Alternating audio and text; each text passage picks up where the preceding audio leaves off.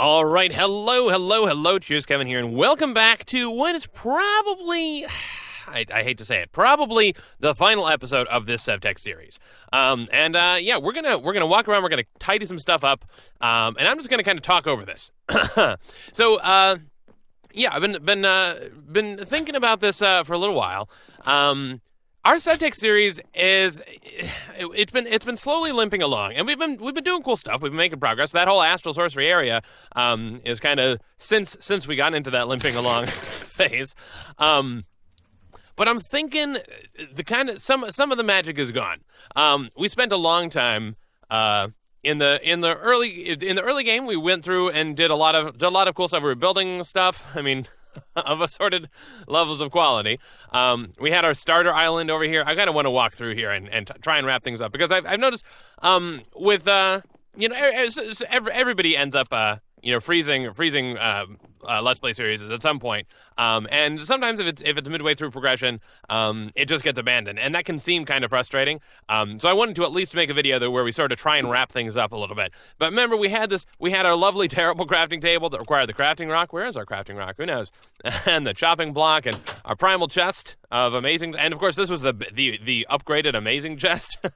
We had some stuff planted out there. We were we were making totems and stuff, making all of the leather and all of that wonderful stuff. We had so many cool things just on our little starter newbie island, and of course we were relying on this to protect us from all of the mobs and whatnot. I do love the way that this started out. It's kind of keeping us very primitive, and it was that was really cool. And of course, then eventually we ended up down here. Gathering some ores and spamming these very weak lit fiber torches because they have very little range. And of course I probably overdid it, almost certainly overdid it, but all the same, it was fun anyway. And then of course we started to get a little more brave when we ventured off and built our our wonderful little sort of automated, semi-automated system over here with the grill and the kiln and whatnot. Of course, we had the grill and the kiln over there on our starter newbie island, but eventually made our way over here. We crafted up an alloy furnace, or an alloy kiln. Now we have a cauldron and a proper furnace and whatnot, but we had this, and then we got into the melter, which is kind of the basic tinker smeltery type thing, the low-level one. We built this crazy, weird watchtower, and we had a horse cart. Oh, man, it was so fun. All of the memories. Thanks for the memories. But yeah, I just feel like kind of touring the air. We're you know what? Sure, why not? We'll go in here. Go into the hunting. Okay, never mind. We're not going to go into the hunting dimension. Oh, you have to squat, don't you? Yeah. Yep. Yeah. There we go. Okay, I was just saying it's not working. But yeah, this series, we're into age 3, and it looks like, so basically it kind of walks us through going through some immersive engineering stuff. Oh gosh, okay. Yeah, we went into the hunting dimension, and we ended up creating this little punji stick fortress so that we could gather up some resources. But yeah, let's get the heck out of here, because that's kind of ridiculous. And we made a lot of progress. Let's go up to the top of here, and of course this was at the time I was like, oh, we're making this cool, medieval age old style tower, and I actually did look at very old castle towers and stuff, kind of before castle architecture was fully developed and whatnot, and tried to sort of emulate that. Of course, we had a very limited palette of stuff we were able to work with at the time. We eventually gathered up a bunch of animals. We had to do rituals to get these buffalo. Where? Okay. Oh, right. That's just a noise coming from the portal. We built ourselves a tiny little hut. We have apple trees now. We have a chicken coop back here that really hasn't seen much action. But it is back here, and I am actually kind of proud of how this one looks. I'm a fan of that design. So we have eggs and stuff, and then of course we did also build. Oh man, the sort of horse-powered workshop. Oh man, this is cool. All of the things that required horse leads, the grindstone and the chopping block and the press, the horse press. Of course, then behind there we ended up with a water wheel to power the saw, which, oh man, the thing is noisy. Basically, any of this mechanical power stuff ends up really noisy. We ended up building a windmill as well to power the mill from Better with Mods. I think that's where that one comes from. And of course, throughout this whole process, we did also get into some magic stuff. One of which was the getting into the beneath, which I think we'll avoid actually teleporting, just because teleporting takes a while. we ended up getting into the beneath, but that, of course, required a fair bit of blood magic. We decided that this island was going to be sort of the island for the cultists and whatnot. And we even built a little, lighthouse keeper's hut, which ended up coming in quite useful. We had various Shoggoth and whatnot spawn in over here, and of course, this was all based on resources that we found in the Darklands biomes. So we tried to combine both the black and the white trees. So we have our little ritual thing over here. We have our blood altar over here from blood magic. Of course, we never really got into upgrading blood magic, and then we ended up we had a portal down there. Oh, okay. Did I leave the Necronomicon over here? Did it spawn something crazy in? This is only supposed to spawn crazy stuff when it's actually charging, but I don't know. Okay, weird.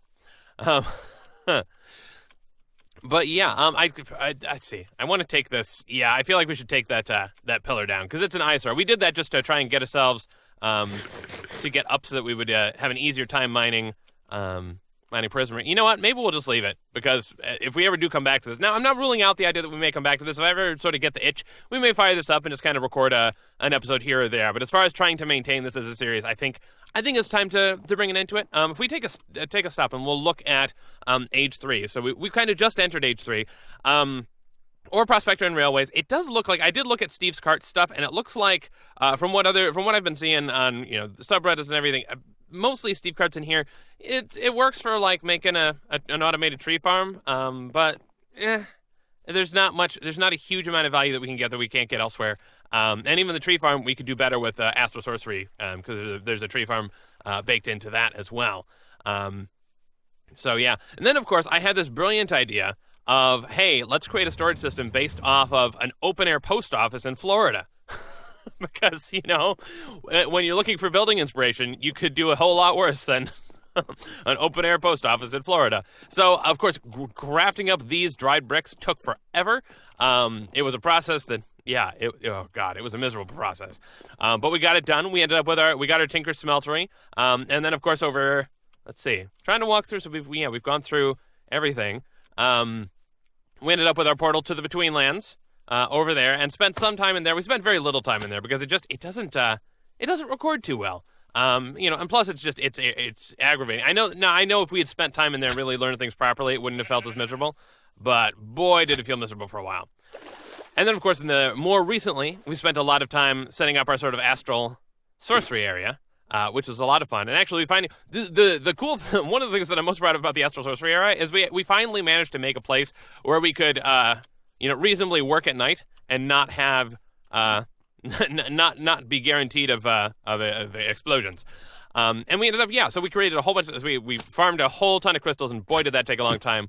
Farmed up a whole bunch of resources, got light wells and stuff, gathering liquid starlight, all of that. We ended up creating all of these ritual things. We created the refraction table to enchant our stuff, which turned out to not really be particularly helpful. We infused our sword. We got this, this amazing crystal sword of amazingness. We got attuned with our attunement altar. Man, these things are just enormous. It's crazy. We ended up doing all of that cool stuff. And then I guess the last bit was that we built a little portal to the Twilight Forest to get ourselves into the Twilight Forest. Of course, we have discovered most of the constellations by now, which is pretty darn cool. And we've got all these baubles, and we've got the slime boots, we've got the baubles, and all of that wonderful stuff. So, I think for the most part, that's what we've done. And it took the better part of a game day to walk through, what we've managed to do in this series, which I am proud of, and I think it's been a lot of fun. There are definitely things that we would not have gotten stuck on if I had more experience with some mods. Although some of this is deliberately designed to be, tuned a little bit differently so that it plays with the expectations. So it's non-standard mod pack behavior. Which is great. But yeah, I think it's time. Of course, we forgot the totem area. Yeah. In the process of doing this thing went from having no trees to being covered in trees to then being pared down. And that actually, so I want to sort of, I guess, give my thoughts and reflections on the mod pack since we're kind of putting it to bed for a while. And that is that, so there are a couple of things that I really, really like. The age system. I love that the system of having these resources that we don't know about that will eventually turn into things. Oh yeah, and we raided that ocean monument over there. That was cool. Hooray for us for doing that. That's a first for me. I'd never done it in vanilla either. I love the age system.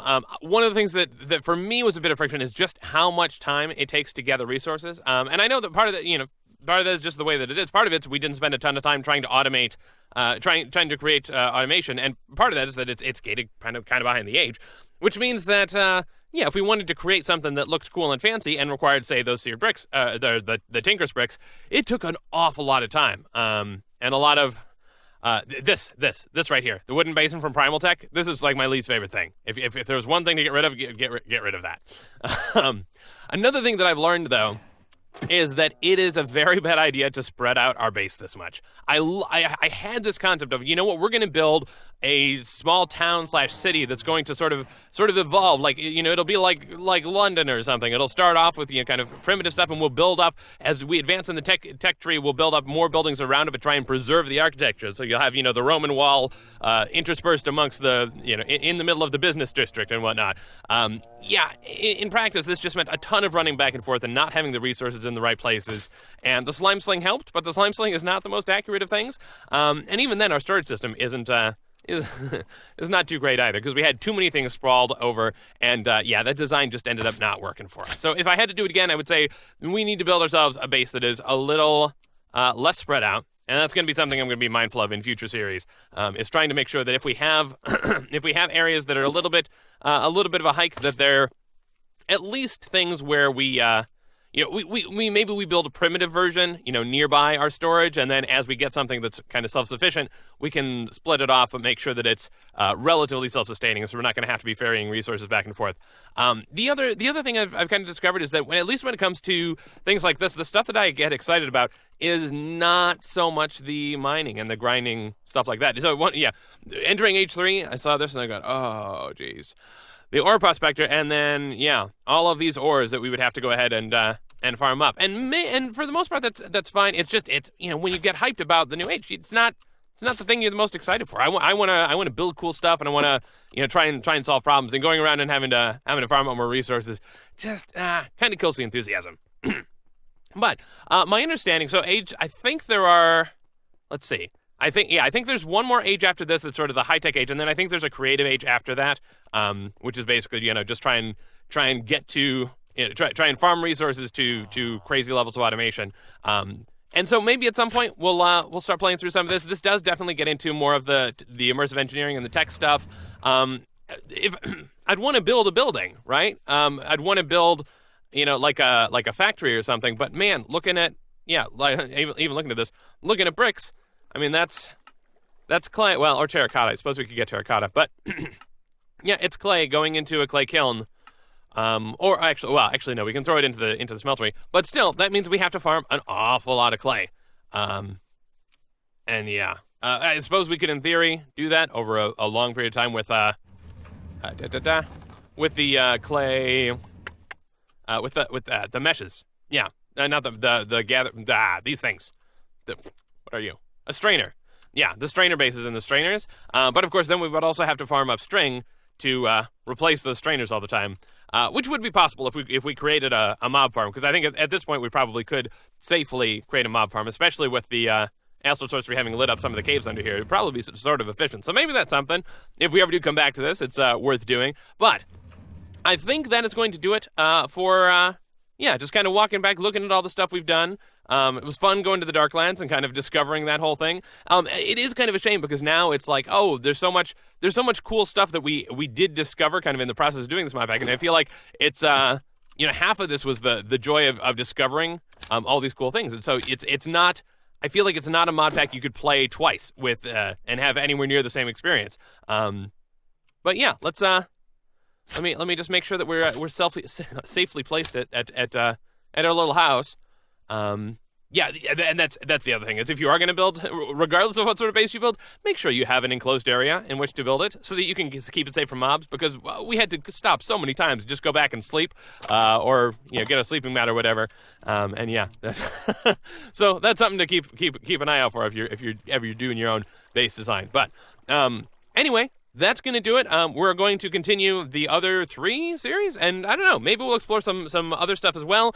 Let me know what your thoughts are down in the comments, and I hope you've enjoyed the series. Again, we may, at some point, if I'm bored, just kind of fire up a episode here or there, but for the most part, I think we're calling this one a done. So that's going to do it, and I will see you next time. Cheers.